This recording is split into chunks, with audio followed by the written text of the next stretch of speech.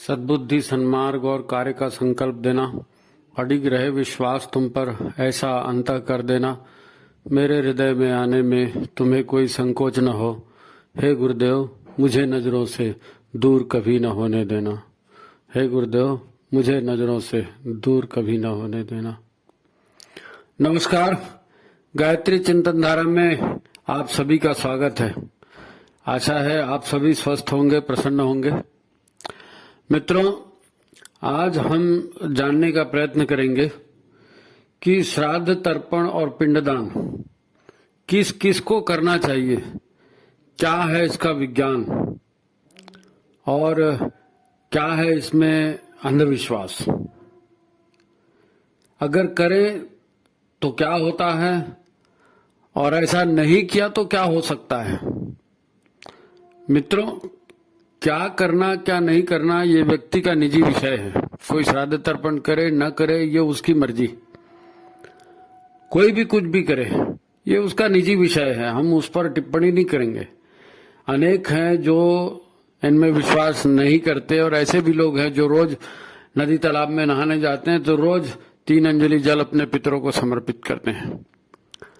अब इससे क्या होता है, शरीर विज्ञान, मनोविज्ञान या अध्यात्म विज्ञान की दृष्टि से इसे परखा जाना चाहिए और तब तय करना चाहिए कि करना है कि नहीं करना है, अंधविश्वास है, अंध परंपरा है, फायदेमंद है, नुकसानदायक है, क्या है, यो परीक्षण के बाद तय करना चाहिए, है नहीं। यदि जीवन में सुख, संतोष, खुशियां आए तो जरूर करो, है नहीं। और कुछ फर्क नहीं पड़ता तो मत करो भाई, आपकी मर्जी। शाब्दिक अर्थों में देखें तो श्राद्ध का अर्थ है श्रद्धा भाव का समर्पण, है नहीं, श्रद्धा भाव का समर्पण। और तर्पण का अर्थ है सामने वाले की तृप्ति, तुष्टि या शांति के लिए किया जाने वाला काम, तर्पण, है नहीं। अब पिंड कहते हैं ठोस पदार्थ को, गोले को, है नहीं। तो पिंडदान का अर्थ है किसी ठोस वस्तु का दान करना, किसी पिंड का दान करना।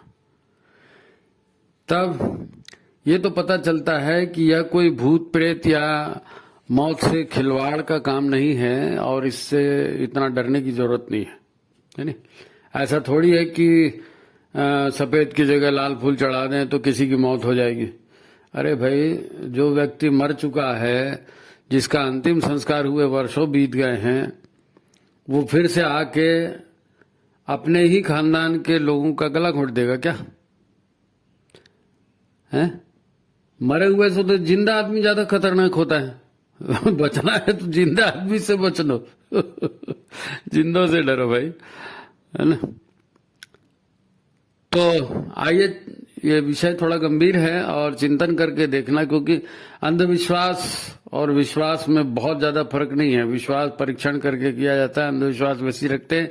और यदि हमें सांस्कृतिक परंपराओं को मजबूत बनाना है, निर्वाह करना है उसका, तो इस तरह के जो हमारे पर्व हैं, इस तरह के जो हमारे त्योहार हैं, है ना, उनका पालन करना चाहिए। हमारी सांस्कृतिक परंपरा है। तो यदि आपको विषय अच्छा लगता है तो इसे लाइक करिए, शेयर करिए और ज्यादा से ज्यादा लोगों तक पहुंचाइए, है नहीं। और ये इस परंपरा को, श्राद्ध तर्पण की परंपरा को जिंदा रखिए। तो चलिए शुरू करते हैं। मित्रों, मरे हुए लोगों और पत्थर मिट्टी की मूर्तियों के नाम से ज्यादा लोग डरते हैं। मूर्ति को छू दिया, ऐसा हो गया, पत्थर की इसी, है नहीं, किसी को जल चढ़ा दिया, किसी को पिंडदान छू दिया तो कुछ गड़बड़ हो गया, है ना।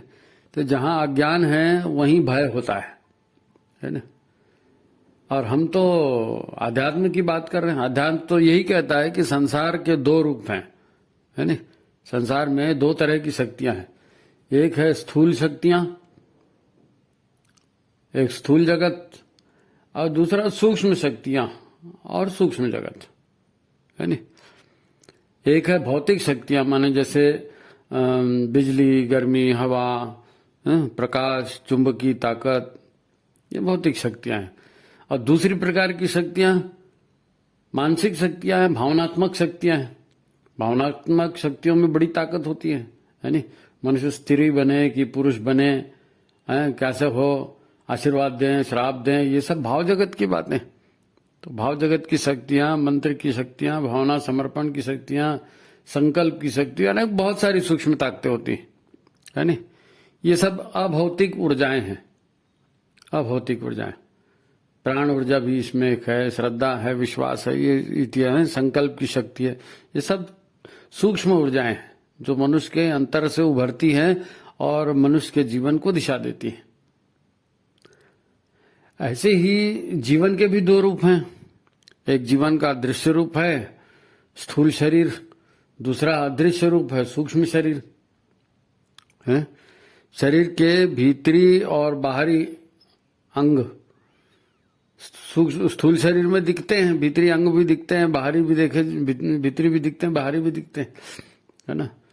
फिर सूक्ष्म शरीर भी एक और है इसी शरीर के भीतर, जो व्यक्ति के मर जाने के पश्चात स्थूल शरीर को छोड़ देता है और असली काम ये सूक्ष्म शरीर ही करता है।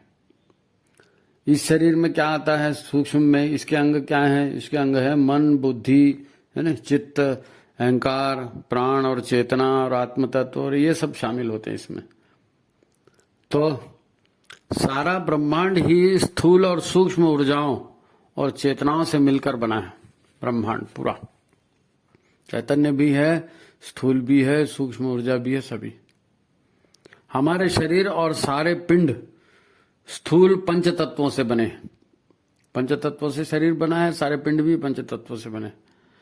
और ये परमात्म चेतना या आत्म चेतना के प्रभाव में चैतन्य होते हैं, जीवंत होते हैं, कार्य करते हैं। अब किसी की मृत्यु होती है माने क्या होता है, प्राण और सूक्ष्म शरीर स्थूल शरीर के बाहर निकलते हैं और पंच तत्वों का बना हुआ शेष जो ढांचा है, शरीर है, इसको फिर लोग जमीन में गाड़ देते हैं या जला देते हैं, है नी, नष्ट कर देते हैं। तो फिर यही जो शरीर है ये पंच तत्वों में अलग अलग पृथ्वी, जल, वायु, अग्नि, आकाश से 5 भागों में अपना बढ़ जाता है, अलग अलग हो जाता है। मिट्टी से आया था, मिट्टी में मिल गया, है नी। भौतिक तत्व शरीर से अलग हो जाते हैं और सूक्ष्म शरीर अपनी सूक्ष्म ऊर्जाओं यानी कामना, संस्कार, वासना, संकल्प आदि को पूरा करने के लिए फिर नए शरीर को ढूंढता है। क्योंकि ये जो कामनाएं हैं या जो संकल्प हैं ये बिना शरीर के तो पूरे होंगे नहीं ना, नया शरीर चाहिए। एक शरीर छूट गया तो जीवन जो है, आत्मा जो है, वो जीवन का अधिष्ठाता है, वो तो मरता नहीं है। एक शरीर गया दूसरा शरीर धारण कर लिया, है नहीं। नए माता पिता के द्वारा बनाए गए स्थूल शरीर में ये सूक्ष्म शरीर जा करके और फिट हो जाता है अपनी कामना के हिसाब से। जहां उसको लगता है कि हमारी कामनाएं वासनाएं यहाँ पूरी होंगी, उस गर्भ में जा करके और अपने अनुकूल वो शरीर बना करके गर्भ में ठहर जाता है ना। हम देखते हैं कि एक नए प्राणी का इसी प्रकार जन्म हो जाता है। तो जब नया प्राणी जन्मा तो फिर उसकी नई आइडेंटिटी हो जाती है, लोग उसको नाम देते हैं, उसको जाति बताते हैं, उसका गोत्र बताते हैं, ये सब। आत्मा वही है, पंच तत्व का शरीर बदलते रहता है। अब अधिकांश लोग ये सब जानते हैं, फिर भी इन्हें मुर्दे या भूत प्रेत, पिशाच, जिन्न आदि का भय सताते रहता है। श्राद्ध तर्पण के नाम से लोग डर जाते हैं ना, हाँ नहीं बाबा हम नहीं करेंगे, ऐसा नहीं होगा, वो पिंड को उसने छू दिया, वो उसको ऐसा देख दिया, उसको ऐसा चढ़ा दिया, वो फलाना। अरे भाई इतना डरने की, भय करने की जरूरत नहीं है ना।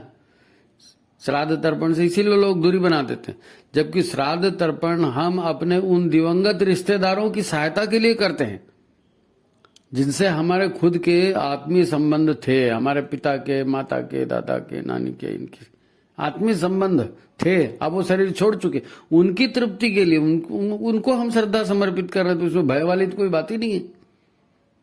पुरुष करे कि महिला करे, अरे भाई महिला के भी पिता होते हैं, महिला की भी माता होती है, महिला की भी नानी होती है, दादी होती है। तो ये स्त्री पुरुष का भेद और ये कोई विज्ञान सम्मत बात नहीं है। परंपरा में ठीक है, अब लोग कुछ करते होंगे तो फिर उन परंपराओं को सुधारना चाहिए हमको, है ना। आजकल तो विज्ञान की कसौटी पर सब देखा जाता है। अच्छा, तो अब वो स्थूल शरीर धारण करके हमारे बीच नहीं है हमारे पूर्वज, तो बल्कि अपने सूक्ष्म शरीर में रह रहे हैं और उन्हें किन्हीं कारणों से नया गर्भ नहीं मिल पाया है। या उनका नया जन्म नहीं हो पाया है, तो फिर ये श्राद्ध, धर्म, तर्पण और पिंडदान उनके लिए बहुत कीमती होता है, बहुत कीमती होता है। अब यह पता लगाने का कोई उपाय तो है नहीं कि उन्हें नया शरीर मिला कि नहीं मिला, है ना। जो साधारण व्यक्ति शरीर छोड़ते हैं, है ना, उन्हें बिल्कुल जल्दी से ही दूसरा शरीर मिल जाता है, क्योंकि सामान्य व्यक्ति की कामनाएं, वासनाएं, इच्छाएं सब एक जैसी होती है और वो कहीं भी जाकर उसको पूरा कर लेता है, क्योंकि सबकी एक ही जैसी कर दो, गर्भ भी उसको बड़े आसानी से मिल जाते हैं। क्योंकि सामान्य व्यक्ति की कामना बस नया शरीर मिल जाए ताकि फिर से अपने रुचि के अनुसार स्त्री या पुरुष धारण शरीर किया जा सके, नए ढंग से जीवन शुरू कर दे, बस इतना ही होता है ना। कुछ काम, क्रोध, लोभ होता है, या कोई हॉबी होती है, विचार होता है अपने इंटरेस्ट की बात, हॉबी है ना, या किसी के से बदले की भावना होती है ना, किसी को आशीर्वाद, मदद देनी होती है, ये सामान्य बातें होती है, वो हर किसी के बीच में रहता है। तो ऐसा गर्भ कहीं भी मिल जाता है और उनकी ज्यादा दिन उनको सूक्ष्म शरीर में रहना नहीं पड़ता सामान्य व्यक्ति को। प्राय लोग जो हैं ऐसे अपने घर के आसपास या अपने खानदान में, है ना, या अपनी जमीन जायदाद जहां है, रिश्तेदारी है, जहां लगाव है, ये 150 किलोमीटर के अंदर दायरे में नया गर्भ उनको मिल जाता है और वहां जन्म ले लेते हैं। तो नया शरीर पाने में इनको दिक्कत इन्हें नहीं होती, दिक्कत उनको होती है जो उच्च कोटि के साधक होते हैं, है ना, बहुत पवित्र आत्मा वाले हैं, है ना, जिनकी वासनाएं भी उच्च कोटि की होती है, फिर उन्हें ऐसा पवित्र गर्भ तलाशने में अधिक समय लगता है। क्योंकि सामान्य महिला होती है, सामान्य उसकी भी कामनाएं, वासनाएं होती है, उसका गर्भ भी सामान्य होता है।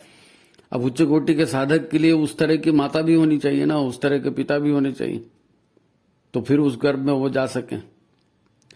तो जो बहुत ज्यादा घटिया स्तर के हिंसक और शैतान या बहुत ही दुष्ट व्यक्ति होते हैं, तो इतना घटिया गर्भ भी उनको तलाश करने में दिक्कत होती है, क्योंकि हर आदमी एकदम इतना घटिया तो होता नहीं। तो हमारे श्राद्ध तर्पण की उनको ज्यादा जरूरत होती है जिन्हें लंबे समय तक बिना शरीर के रहना पड़ता है, सूक्ष्म शरीर पर रहना पड़ता है बहुत दिनों तक, क्योंकि उनको गर्भ नहीं मिल रहा है, तो नया जन्म ले नहीं सकते, तो फिर सूक्ष्म शरीर में बहुत दिन रहना पड़ता है। तो हमारे श्राद्ध तर्पण से इनकी बड़ी मदद होती है। हर साल हम श्राद्ध तर्पण करते हैं, इनकी बड़ी मदद होती है। अब इन दिवंगतों में जो पवित्र और सेवाभावी आत्माएं होती हैं, वे बिना शरीर के भी लोगों की सहायता करती हैं। उनके पास शरीर नहीं है और वो बिना शरीर के रह रहे हैं, तो फिर भी से वो अच्छे काम कहीं होते हुए देखते हैं तो उनको फिर सहयोग करती हैं, उनको विचार देंगे, उनके लिए कोई परिस्थिति बना देंगे। अब वो हाथ पैर तो उनके होते नहीं, वैसी सहायता तो कर नहीं सकते, लेकिन उनको संदेश दे करके, है ना, इशारे दे करके उनसे उनकी मदद करते हैं। इनके परिजन जब इनके लिए श्राद्ध तर्पण करते हैं तो वो भी प्रसन्न हो जाते हैं कि चलो भाई हमने शरीर छोड़ दिया और हमारे लिए देखो हमारा नाती तर्पण कर रहा है, हमारी बहू तर्पण कर रही है, हमारी बेटी तर्पण कर रही है, भाई तर्पण कर रहा है। तो वो देख के बड़े खुश हो जाते हैं, उनको आशीर्वाद देते हैं, उनकी सहायता करते हैं। कौन लोग?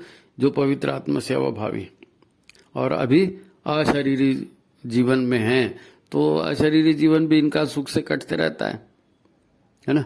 अब जो दिवंगत लोग ज्यादा ही लोभी, भोगी या हिंसक आदि होते हैं, वो अपने सूक्ष्म शरीर में ज्यादा बेचैनी का अनुभव करते हैं, है ना। हिंसक हैं, नशेबाज हैं, है ना, दुष्ट प्रकृति के हैं, तो वो ज्यादा बेचैनी का अनुभव करते हैं।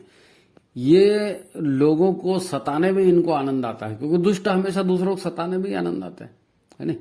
कभी कमजोर मनोबल वाले स्त्री पुरुषों के शरीर में घुस जाएंगे, भूत पकड़ लिया बोलते नहीं, तो भूत पकड़ लिया मतलब क्या है? ये ऐसी जो दुष्ट आत्माएं होती है उनको अपनी कामनाएं पूरी करनी है।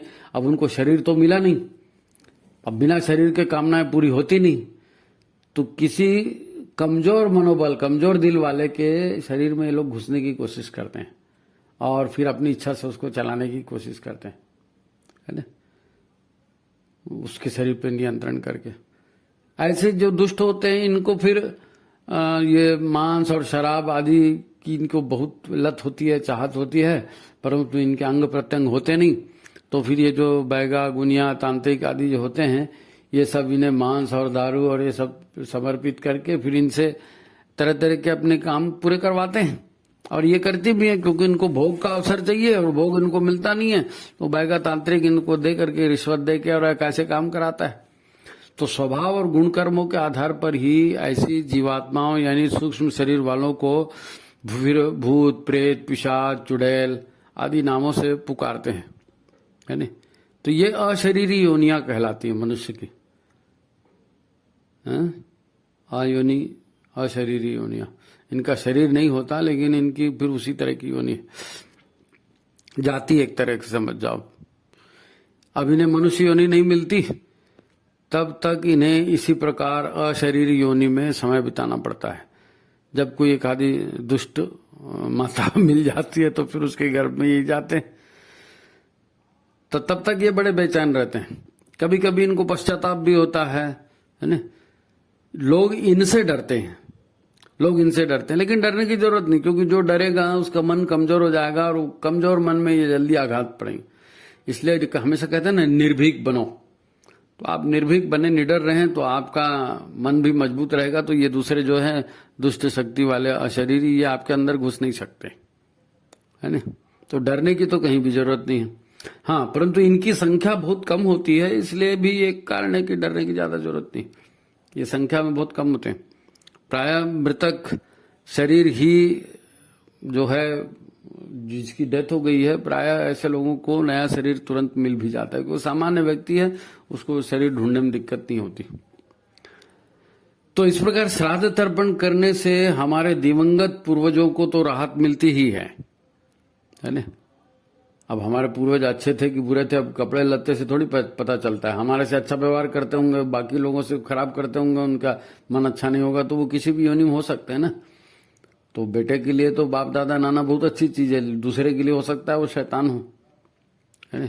तो इस प्रकार श्राद्ध तर्पण जब हम इनका करते हैं तो इनको बड़ी राहत मिलती है, क्योंकि सूक्ष्म शरीर में ये हैं, इनको कोई देगा तभी मिलेगा। अच्छा, ठोस चीज इनको मिलती नहीं, क्योंकि इंद्रियां है नहीं, तो ये खाना पचाना और छतरा ओढ़ना और जूता पहनना इनका काम नहीं होता है ना। तो ये क्या है, ये किसी योग्य ब्राह्मण को, किसी व्यक्ति को जब इनके नाम से वो चीज दान में दी जाती है तो ये सोचते हैं कि चलो भाई हमको मिल गया, है नहीं। तो श्राद्ध तर्पण से फिर इनको राहत मिल जाती है। तो समाज में आतंक भी कम होता है। ये जो दुष्ट प्रकृति के वो हैं और इनका कोई श्राद्ध तर्पण करता है, इनकी सदगति होती है, तो समाज में आतंक भी कम होता है। और सबसे बड़ी बात यह होती है कि जब कोई अपने मृत परिजनों को पिंडदान करता है, उनका तर्पण करता है, उनके नाम से माला जाप करता है, उनके नाम से भागवत कथा आदि आयोजित करता है, तो ऐसे व्यक्ति का अंतःकरण भी पवित्र भाव से भर जाता है। आप जाप करोगे, आप भागवत सुनोगे तो आपके भीतर तो पवित्रता आएगी ना, आपके भीतर भी श्रद्धा बढ़ेगी। तो ये आपका व्यक्तिगत लाभ है कि आप बुरी संगत पे नहीं जा रहे हो और आप अपने आप को श्रेष्ठ बना रहे हो। तो जो श्राद्ध तर्पण करता है उसका खुद का भी लाभ होता है, खाली वो दिवंगत को लाभ दे रहा है ऐसा नहीं है। हम श्राद्ध तर्पण करेंगे तो उसमें हमारा निजी लाभ है नहीं, ये उस व्यक्ति का निजी लाभ होता है जो श्राद्ध तर्पण कर रहा है। यही कारण है कि हम अपने कुल के, अपने माता के कुल के, है ना, अन्य संबंधियों, रिश्तेदारों, सभी के लिए तर्पण करते हैं, उनके लिए भी शुभकामनाएं करते हैं, ताकि हमारे अपने भीतर देवत्व का और श्रद्धा का भाव बढ़े, हमारा अंतःकरण भी शुद्ध और पवित्र हो, है ना। जब हम वैदिक पद्धति से श्राद्ध तर्पण करते हैं, श्राद्ध कर्म करते हैं, पितृपक्ष में आता है ना, सर्वपुत्र मोक्ष अमावस्या को अपन करते हैं, अभी होगा सर्वपितृ मोक्ष अमावस्या को। तो वैदिक पद्धति से जब हम श्राद्ध करते हैं तो वो और भी विशेष होता है, क्योंकि उसमें देव तर्पण करते हैं, ऋषि तर्पण करते हैं, दिव्य मानव तर्पण करते हैं, यम तर्पण, भीष्म तर्पण, यानी जिनसे हमारा डायरेक्ट रिलेशन नहीं है लेकिन जो हमें जीवन देते हैं, हमारा मार्गदर्शन देते हैं, उसमें ब्रह्मा विष्णु महेश को भी तर्पण करते हैं, ऋषियों को तर्पण करते हैं, है ना, भीष्म पितामह को, यम देवता को। तो ये देव शक्तियां हैं, इनका तर्पण करना, इनको पिंड देना मतलब इनकी पूजा करना। ये दिव्य शक्तियां, इनकी पूजा करना, तो उससे भी आपको लाभ ही होता है, उसमें नुकसान वाली कोई बात ही नहीं है। और ये उचित भी है, क्योंकि आत्मा तो सभी की एक ही है भाई, है ना, जीवन सभी का एक है, आत्मा सभी की एक है, परमात्मा का अंश है। तो आप जो भी उनकी पूजा कर रहे हैं मान लीजिए, तो आप अपने लिए ही सहायता कर रहे हो फिर, है ना। किसी की भी सहायता करो तो वो प्रकारांतर से फिर हमको ही प्राप्त हो रही है, ऐसा हो जाता है। वैसे भी अब तक 84 लाख योनियों में न जाने हमने कितने जन्म ले लिए, न जाने कितने हमारे विवाह हो गए, न जाने कितनी पति बने, कितनी पत्नियां बनी, न जाने कितने बच्चे हुए। अब कौन सा हमारा खानदान का वो बेटा बेटी नाती पोता कहाँ है नहीं, कौन हमारा किस जन्म का संबंधी है, क्या मालूम। इसलिए सबके लिए करते हैं अपन, सबके लिए, है नहीं। इसीलिए फिर हम गाय को देते हैं, कुत्ते को देते हैं, कौवे को, चींटी को, हर योनि के लोगों को, है ना। तो ये श्राद्ध तर्पण वगैरह ये जो है ये बड़े काम की चीज है। जिन्होंने जन्म ले लिया उनके लिए भी, और जिनकी दुर्घटना में मौत हो गई, कोई अग्नि से जल के मर गया, किसी की हत्या हो गई, तो फिर उनकी फिर कामनाएं बड़ी तीव्र होती हैं और उस आधार पर शरीर छोड़ देते, तो उनको जो है ये टिफिन जैसी चीज काम आती। श्राद्ध तर्पण आप करेंगे, उनके लिए पिंड देंगे, उनके लिए जल देंगे, तो उनके लिए एक तरह का आहार और शांति का कारण बन जाता है। अच्छा, इसमें एक बात ये देखना कि जो समाज में हम देखते हैं कि बड़ा अंधविश्वास वगैरह इसमें बैठा हुआ है कि भाई महिलाओं ने नहीं करना चाहिए, पुरुषों ने नहीं करना चाहिए। आप कभी वैदिक ढंग से जब तर्पण होता है तो आप बैठिए, सुनिए, उसमें सुनिए। तो उसमें जो तर्पण कराए जाते हैं उसमें अपने पति को भी 3 अंजलि जल दीजिए। तो पति को 3 अंजलि जल तो महिला ही देगी भाई, पुरुष थोड़ी देगा, है ना। पति को अंजलि कौन देगा, महिला देगी।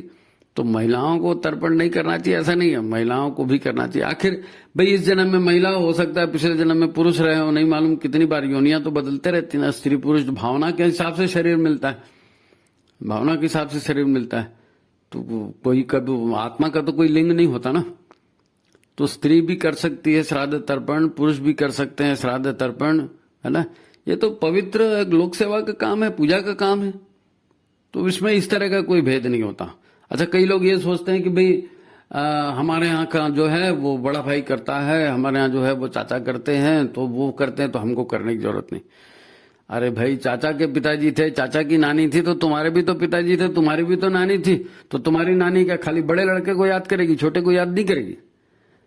तो ये जो चीजें हैं ये मध्यकाल में बहुत सारी विकृतियां हमारे परंपरा में, समाज में घुस गई है। तो ऐसा नहीं होता है, स्त्री और पुरुष सब एक ही जैसे होते हैं, सभी के रिश्तेदार होंगे। अगर उसका पति है तो पत्नी भी है, पत्नी है तो पति भी है, बेटा है तो बेटी भी है, बेटी है तो बेटा भी है। पत्नी भी प्यार करती है, महिला भी प्यार करती है, पुरुष भी प्यार करता है। और उनको टिफिन देना तो टिफिन में देना दे तो महिलाओं का काम है भाई, खाना पिलाना, कपड़े देना, अपने ससुर जी को साथ देना, और अपने घर के पुरुषों इनको। तो महिलाओं ने नहीं करना ऐसा नहीं है, महिलाओं ने भी करना है, पुरुषों ने भी करना है, अपने पूर्वजों के लिए करना है ना। हम ऐसी परंपरा डालेंगे तो हम मर जाएंगे, तो उसके बाद आने वाली पीढ़ी हमको भी तो जल देगी, तो उसका फायदा हमको भी मिलने वाला है।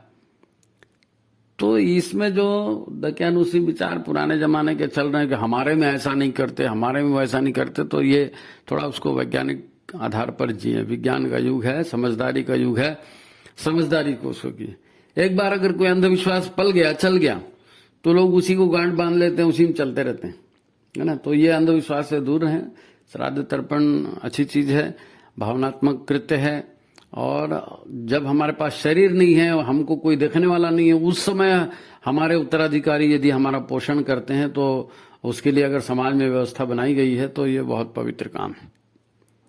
अंधविश्वास के पीछे ज्यादा नहीं जाना चाहिए। देखो, एक कहानी बता करके इस वीडियो को खत्म करते हैं। एक महिला थी, है ना, उसका एक लड़का था।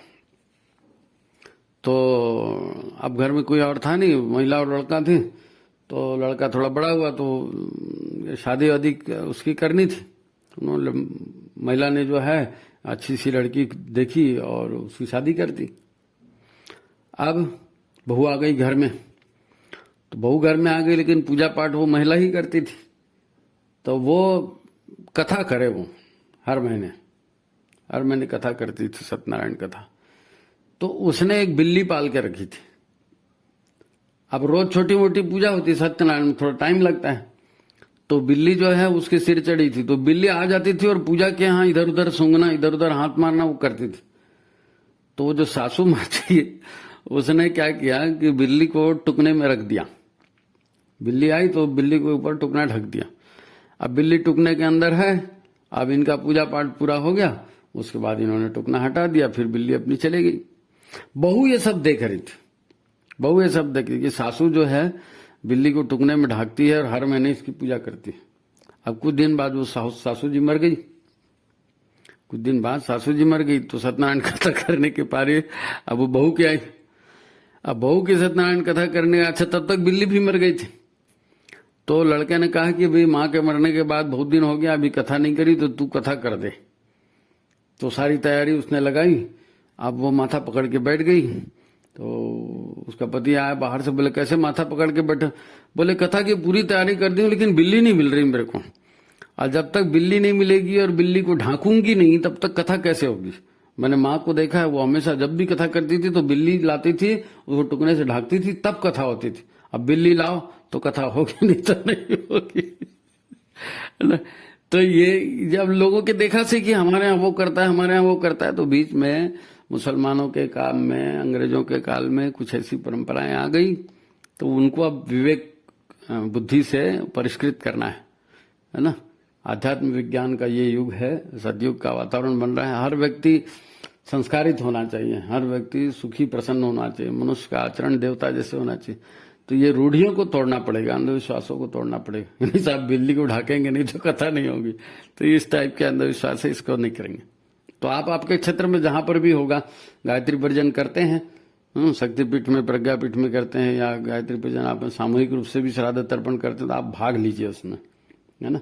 पितर जब खुश होंगे, पितर हमारे अदृश्य सहायक हैं, पितर खुश होंगे तो आपको आशीर्वाद देंगे, आपके जीवन में सुख सुविधाएं ला करके देंगे। और यदि आपके पितर बहुत अच्छे थे, आपके पूर्वज बहुत अच्छे थे, और वो चाहते हैं कि उनकी परंपरा चले, लेकिन आप उन परंपराओं को नहीं चला रहे हैं, तो पितर नाराज भी हो जाते हैं। फिर पितृदोष होता है ना, बोलते हैं आप, वो बताते हैं पंडित जी आपको पितृदोष है, आपके यहाँ संतान नहीं हो रही है नहीं, आपके यहाँ धन संपत्ति का लॉस हो रहा है, आपकी बिल्डिंग बिक गई, आपका फलाना बिक गया, आपका खेत बिक गया, क्यों? पितृदोष है। तो जो हमारे पितर जो हैं, वो उन्होंने स्टैंडर्ड बना के रखा था अपने कुल का, खानदान का, एक आध्यात्मिक स्तर, ऊंचा स्तर बना कर, आपने उसको डाउन कर दिया तो पितर नाराज हो गए, पूर्वज नाराज हो गए, तो फिर उनका कोप भी भोगना पड़ता है नहीं। तो अपने पितरों को खुश रखें, अपने आप को खुश रखें, और एक अच्छी खासी परंपरा जो चल रही है उसको चलने दें, बल्कि उसमें वैज्ञानिक संशोधन करें, उसका लाभ खुद भी लें, समाज को भी लाभ दें।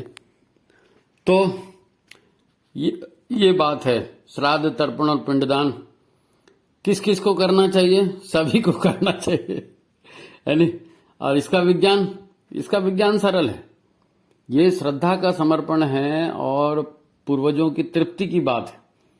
तो जैसे पिंड है, पिंड कोई चावल का पिंड बनाता है, कोई आटे का पिंड बनाता है ना, उसमें जौ डालता है, तिल डालता है। अब ये सब नहीं मिला सामग्री, तो फिर दूध और पेड़ा पंडित जी को समर्पित करते हैं। और दूध पेड़ा नहीं मिला तो खाली पेड़ा ला करके पंडित जी की पूजा करके और जल चढ़ा कर पंडित जी को पेड़ा खिला करके और श्राद्ध तर्पण को, पिंडदान को पूरा मान लिया जाता है।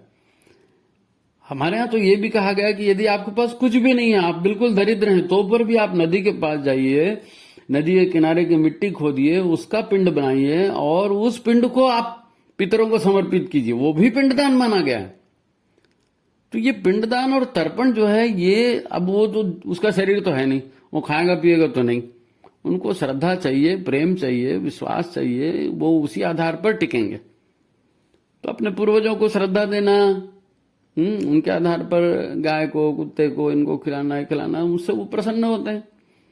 तो इसमें कोई अवैज्ञानिक वाली बात नहीं है, भावना का है ये काम, है ना। भावना सूक्ष्म शक्ति की बात होती है, तो भावना है, प्रेम है, पूजा है, ये सूक्ष्म शक्तियां हैं। श्रद्धा भावना आपकी बनेगी, आपका अंतःकरण भी पवित्र होगा, और वो अशरीरी आत्मा है उसको भी सहायता होगी। तो ये ऐसा इसका विज्ञान है। देखिए, समझिए और करिए। अच्छी परंपराएं हैं, ये चलने चाहिए। भारत विश्वगुरु बनने जा रहा है, तो ऐसे ही चीजों से बनेगा। हमारी संस्कार, हमारी परंपरा वैदिक शोध के द्वारा जो प्राप्त हुआ है ना, दुष्टता का हनन, सज्जनता का उत्थान, ये सब इन्हीं के माध्यम से होगा। तो ये अवसर अब चूकिए मत। आपके आसपास जहां भी श्राद्ध तर्पण हो रहा है, सर्व पितृमोक्ष अमावस्या को सभी पितरों को आप तर्पण कीजिए, उनका पिंडदान कीजिए, है ना, और लाभ उठाइए। तो ठीक है, उम्मीद है आपको बात समझ में आई होगी। और भी लोगों को बताइए, समझाइए, लाइक कीजिए, शेयर कीजिए ज्यादा से ज्यादा लोगों तक। तो ठीक है, नमस्कार, प्रणाम।